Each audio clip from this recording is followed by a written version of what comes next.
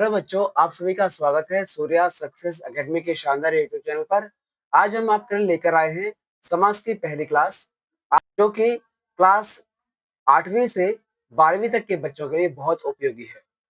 इस क्लास में हम आपको बहुत सरल तरीके से समास, संधि वगैरह जितने भी ग्रामेटिकल पोर्शन होते हैं, उनको और अच्छे से समझाने का प्रयास करेंगे। यदि आपको हमारी वीडियो पसंद आती है तो आप वीडियो पर लाइक करें, कमेंट करें और अपने दोस्तों के साथ शेयर करें, ताकि उन्हें भी इस विषय का लाभ हो सके। यदि आप हमारे चैनल पर पहली बार आए हैं तो चैनल को सब्सक्राइब करना बिल्कुल ना भूलें, ताकि आपको हमारी आने वाली वीडियो भी सबसे पहले प्राप्त हो सके। तो चलिए बच्चों, शुरू करते हैं आज की हम पहली क्लास को।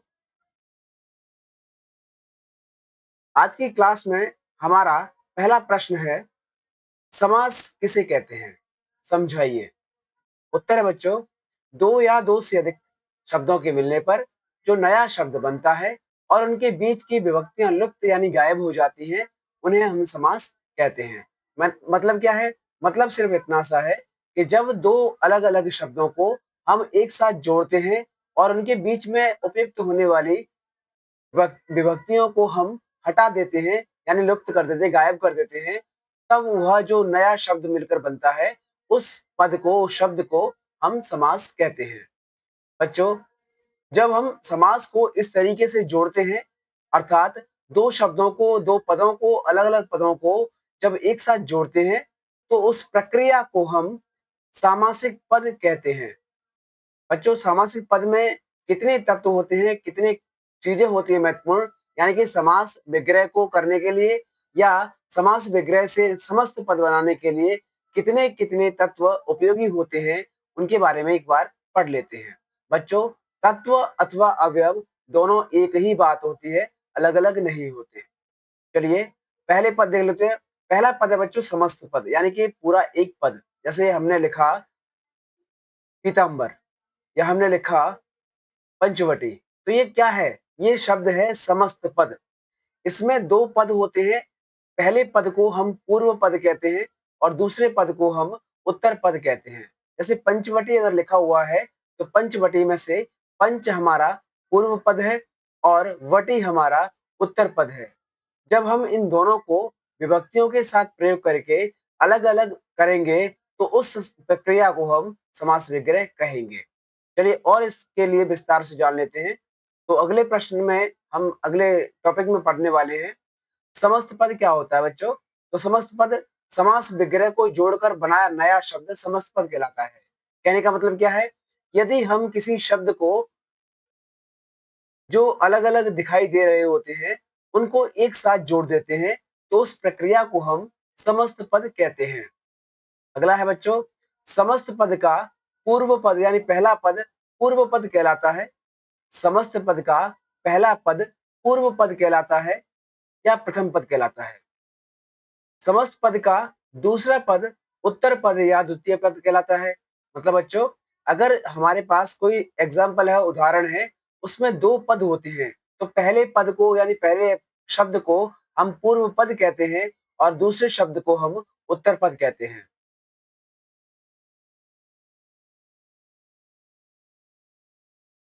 आगे पढ़ लेते हैं बच्चों। समास विग्रह यानी कि जब समस्त पद के सभी पदों को अलग अलग किया जाता है, उस प्रक्रिया को हम समास विग्रह कहते हैं। क्या होता है बच्चों? जब एक शब्द हमारे पास होता है और उस एक शब्द को हम दो शब्दों में या दो से अधिक शब्दों में अलग अलग करते हैं, उसके टुकड़े करते हैं, तो उस प्रक्रिया को हम समास विग्रह कहते हैं। समास विग्रह में क्या क्या कॉमन होता है, ये देख लेते हैं। देखो बच्चों, समस्त पद राजकुमार है। समास समास का विग्रह राजा का कुमार है। तो राजा हमारा प्रथम पद था, बीच में का जो लिखा हुआ है वो हमारी विभक्ति है या कारक है। दूसरा कुमार जो लिखा हुआ है वो हमारा उत्तर पद है। तो देखो बच्चों, पूर्व पद और उत्तर पद। अगले प्रश्न की तरफ बढ़ते हैं बच्चों अपन। हमारा अगला प्रश्न है, समास की विशेषता लिखिए। मतलब समास के लक्षण क्या होते हैं या समास की विशेषता क्या होती है, इस बारे में हम जान लेते हैं। हमारे देखो बच्चों, समास की विशेषताएं पढ़ते हैं। पहला पॉइंट अपने पास, समास में दो पदों का योग होता है, अर्थात समास में दो शब्दों को जोड़ा जाता है। अगला पॉइंट अपने पास, दो पद मिलकर एक पद का रूप धारण कर लेते हैं, मतलब दो शब्द मिलकर एक नया शब्द के रूप में हमें दिखाई देता है। दो पदों की बीच की विभक्ति का लोप हो जाता है, मतलब दो पदों के बीच में जो विभक्ति जो कारक लगा हुआ होता है, वह कारक हमारा गायब हो जाता है और बीच का शब्द हटाकर हम दोनों पदों को यानी पहले पद को लास्ट वाले पद को जोड़ देते हैं और यही हमारा समस्त पद कहलाता है। बच्चों, दो पदों में कभी पहला पद प्रधान होता है और कभी दूसरा पद प्रधान होता है, मतलब दोनों पदों में एक कॉमन चीज है कि या तो पहला पद प्रधान होगा या दूसरा पद प्रधान होगा या कभी कभी बच्चों दोनों पद प्रधान होते हैं, जैसे द्वंद्व समास में होता है। द्वंद्व समास में दोनों ही पद प्रधान होते हैं, बाकी में तो किसी में पहला पद प्रधान होता है तो किसी में दूसरा होता है। हमारा अगला प्रश्न है बच्चों, समास के प्रकार लिखिए, मतलब समास कितने प्रकार के होते हैं ये हमें बताना है। अगला बच्चों उत्तर, समास 6 प्रकार के होते हैं। कितने प्रकार के होते हैं बच्चों? समास 6 प्रकार के होते हैं। पहला है हमारा द्वंद्व समास, दूसरा है हमारा द्विगु समास, तीसरा है बच्चों कर्मधारय समास, चौथा है अव्ययी भाव समास, पांचवा है बहुव्रीहि समास, छठवां है तत्पुरुष समास। इस समास को समझने के लिए शॉर्ट फॉर्म भी होती है बच्चों, अब तक द, अर्थात अ से अव्ययीभाव, ब से बहुब्रीहि, त से तत्पुरुष, क से कर्मधारय समास, द से द्वंद्व और द से द्विगु। अब आपके मन में विचार आ रहा होगा कि सर द और द दो बार दिया हुआ है, हम पहले द्विगु को लिखें या द्वंद्व को लिखें? तो बच्चों आपकी चॉइस है, आप कौन सा लिखेंगे, क्योंकि द से शुरू होने वाला शब्द दोनों ही है और दोनों को आप कभी भी लिख सकते हो। अगले प्रश्न की तरफ बढ़ते हैं बच्चों हम। अगला प्रश्न है हमारा, द्वंद्व समास किसे कहते हैं? द्वंद्व अर्थात अपोजिट, अर्थात विलोम। बच्चों उत्तर है, जिस समास में दोनों पद समान रूप से प्रधान होते हैं और उनके बीच पूरक या विलोम संबंध होता है, उसे द्वंद्व समास कहते हैं। मतलब पूरक का मतलब होता है बच्चों एक दूसरे की पूर्ति करने वाला, दूसरा कह रहा है एक दूसरे के विलोम, मतलब एक दूसरे के अपोजिट शब्द भी इसी में आते हैं। बच्चों और समझ लेते हैं, इस समास के विग्रह में और, तथा, या, अथवा जैसे योजक शब्दों का प्रयोग होता है। मतलब जब हम इन शब्दों के समास विग्रह करते हैं तो इन शब्दों के बीच में हम इनमें से किसी भी एक चिन्ह का प्रयोग कर लेते हैं। बच्चों हमारा अगला प्रश्न है, द्वंद्व समास कितने प्रकार के होते हैं? मैंने जहां तक सुना है कि हम सब ने अभी तक ये पढ़ा है कि द्वंद्व समास तो होता है, द्वंद्व समास के उदाहरण भी होते हैं, किंतु हमने आज तक ये नहीं पढ़ा था कि द्वंद्व समास के प्रकार भी होते हैं। तो चलिए आज हम आपको बताते हैं कि हाँ, द्वंद्व समास के प्रकार भी होते हैं। बच्चों द्वंद्व समास के 3 प्रकार होते हैं। कितने प्रकार होते हैं बच्चों? द्वंद्व समास के 3 प्रकार होते हैं। पहला है बच्चों वैकल्पिक द्वंद्व, वैकल्पिक अर्थात विकल्प वाला। दूसरा है इतरेतर द्वंद्व, अर्थात एक दूसरे के साथ रहने वाला द्वंद्व। दूसरा है समाहार द्वंद्व, मतलब समूह के रूप में रहने वाला, एक दूसरे से जुड़ा हुआ तो है किंतु एक दूसरे के विपरीत जैसा दिखता है। चलिए हम अगले प्रश्न की तरफ बढ़ते हैं। हमारा अगला प्रश्न है वैकल्पिक द्वंद्व समास। ठीक है, हमने इसको हेडिंग में लिखा हुआ है, आप चाहो तो इसका प्रश्न बना सकते हो कि वैकल्पिक द्वंद्व समास किसे कहते हैं। उत्तर है अपने पास, जहां दोनों पद अथवा शब्द से जुड़े होते हैं वहां वैकल्पिक द्वंद्व समास होता है। क्या होता है बच्चों? इस समास में हम जब पढ़ते हैं तो हमारे पास विकल्प होता है चुनने के लिए, मतलब किसी एक चीज को हम चुन सकते हैं, उसी को हम वैकल्पिक समास कहते हैं। बच्चों वैकल्पिक में जैसे मान लीजिए अपना पहला उदाहरण है पाप पुण्य, अर्थात पाप अथवा पुण्य, मतलब किसी एक चीज को ही तो ले सकते हैं अपन। दूसरा है बेटा में देव असुर, मतलब देवता और राक्षस, इनमें से भी किसी एक का चयन करना होता है, हम किसके लिए उपयोगी है या हमारे लिए कौन उपयोगी है। अगला है बच्चों रात दिन, रात और दिन, हम ज्यादातर यही करते आए हैं आज तक, रात और दिन करते हैं, जबकि यहाँ इसका सही उत्तर होता है रात अथवा दिन। ठीक है बच्चों। फिर लिखा है अपने पास आग पानी। देखिए बच्चों, इसमें लिखा है आग अथवा पानी। अगला है बच्चों जय पराजय। जय मतलब होता है जीत, पराजय मतलब होता है हार। यानी इसमें से हम किसी एक का ही चयन कर सकते हैं, दोनों चीज हमें एक साथ नहीं मिल सकती।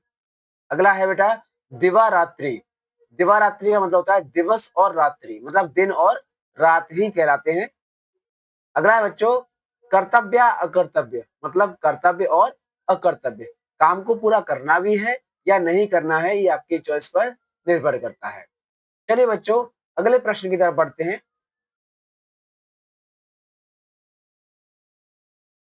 हमारा अगला प्रश्न है इतरेतर द्वंद्व समास। इस समास की खासियत क्या होती है, ये हम जान लेते हैं। जहां दोनों पद और शब्द से जुड़े होते हैं, वहां इतरेतर द्वंद्व समास होता है। मतलब जब हम एक दूसरे के पूरक, एक दूसरे पर निर्भर, एक दूसरे के लिए बने हुए लोगों के शब्दों को पढ़ते हैं या उनके उदाहरणों को पढ़ते हैं, तब हमें उनके बीच में और शब्द का प्रयोग करना होता है। जैसे शिव पार्वती। शिव और पार्वती दोनों एक साथ रह सकते हैं। अन्न जल, अन्न और जल का प्रयोग हम एक साथ कर सकते हैं, करते भी है। लोटा डोरी, लोटा और डोरी मतलब मान के चलिए कि बर्तन, किसी बर्तन में हम पानी खींचते हैं किसी तालाब, किसी कुएं से, तो हम लोटा और डोरी का इस्तेमाल करते हैं। दाल रोटी, अब दाल और रोटी का कॉम्बिनेशन बहुत अच्छा है, तो आप ध्यान रखिएगा कि हम किसी कॉम्बिनेशन वाली बात नहीं कर रहे हैं इसमें। जब मैं किसी कॉम्बो यानी कि कॉमन मैन या कॉम्बिनेशन का बात आएगा, वहां पर हम इन्हीं एग्जाम्पल यानी इन्हीं उदाहरणों को लिखेंगे। माता पिता, माता और पिता। राम लक्ष्मण, राम और लक्ष्मण।